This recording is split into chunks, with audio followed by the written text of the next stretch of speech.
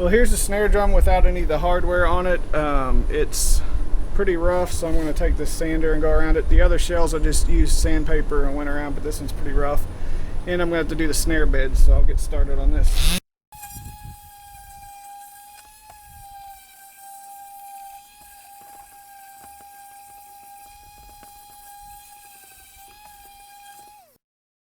Need a new pad on there, a new sandpaper on this, but until it's making a difference, I'll probably do some more. But now I'm going to work on the snare beds. I marked it since it's going to be wrapped over. You're not going to see it anyway. So right here, I got to go where the throw off and the butt plate go.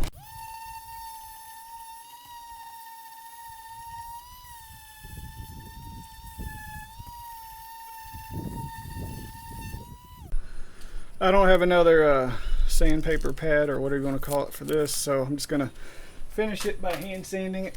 I got started, but this is probably the most accurate way to do it because you can control it more anyway.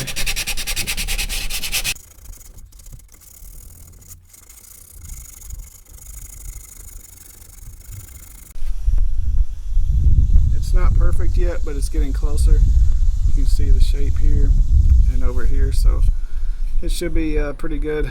I may do some finishing touches, but just having this dip here will help a lot. I'm probably just going to cover up these this mount hole and on the bass drum as well, and just not use the mounts. But I'm going to put wood filler inside here. But what I did is I put a piece of tape over here to keep the filler from going past this point.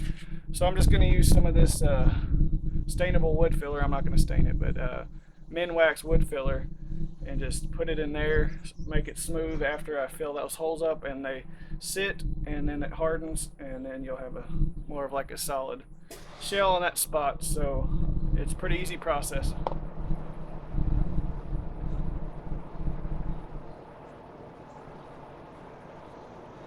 This is great for filling any type of extra holes you have in a drum.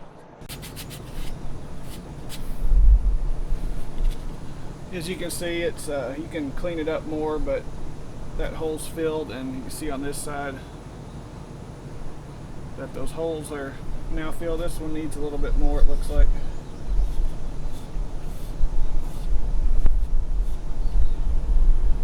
But that's pretty effective and easy way to fill those holes. Another thing with this is if you have excess left over, it is sandable once it dries, so you don't have to get it perfect. You can get a little more than you need, and then you can just go over and smooth it out later on. So it's real easy to work with. If you ever get a chance to buy some of this goof off Graffiti Remover, I highly recommend it for taking logos off or whatever. It works really good. This head looks like somebody's beat it with a stick, so I don't know if I'll end up using it for the front head or not, but I'd like a cleaner look. So I'm going to take this off with this Graffiti Remover. Apparently my can's jacked up.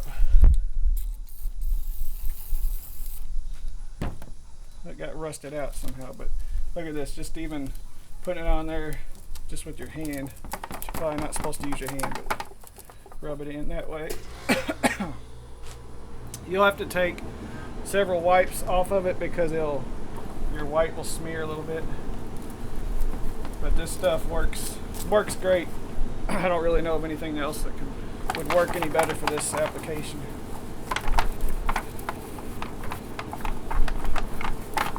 And I should have brought a water bottle out here, but I like to spray it and then reapply it, and that way I can get all the white off of it. You can see how quickly and easy that works.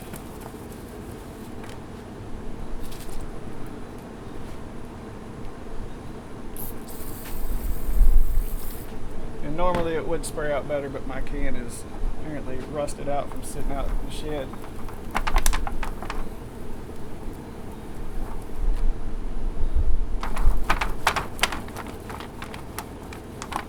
That stuff works really good, so easy.